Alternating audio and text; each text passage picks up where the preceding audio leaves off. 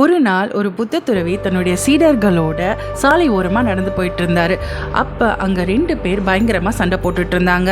புத்த துறவி அந்த சண்டையை நிறுத்தத்துக்காக அவங்கள சமாதானப்படுத்த போறாரு. ஆனால் அங்கே இருந்த ஒருத்தர் அவரை புரிஞ்சிக்காம அவரை அவமானப்படுத்தி அனுப்பிடுறாங்க. புத்த துறவியும் எதுவும் பேசாமல் அங்கேருந்து நகர்ந்து போயிடுறாரு. ஆனால் அவருடைய சீடர்கள், குருவே அவங்க உங்களை அவமானப்படுத்தியிருக்காங்க, நீங்கள் ஏன் எதுவும் பேசாமல் வந்துட்டீங்க அப்படின்னு சொன்னதுக்கு, மற்றவங்களுடைய விஷயத்தில் தேவையில்லாமல் தலையிடுறது நான் எனக்கு நானே குழி பறித்து அதில் நான் போய் விழுற மாதிரி தான். இப்படி அமைதி வேணான்னு நினைக்கிறவங்க கிட்ட நான் அமைதி கொடுக்கணும்னு நினைக்கிறதும் அப்படிப்பட்ட ஒரு செயல் தான். அதனால தான் நான் அங்கேருந்து அமைதியாக வந்துட்டேன். ஸ்வதர்மே நிதனம் ஸ்ரேயः பரதர்மோ பயாவஹ. நாம் நம்மளுடைய கடமைகளை மட்டும் ஃபாலோ பண்ணிகிட்டு இருந்தோன்னா எந்த பிரச்சனையும் வராது. மற்றவங்களுடைய கடமையும் நம்ம செய்யணும்னு நினைக்கும் போது தான் நமக்கு எல்லா பிரச்சனையும் வருது.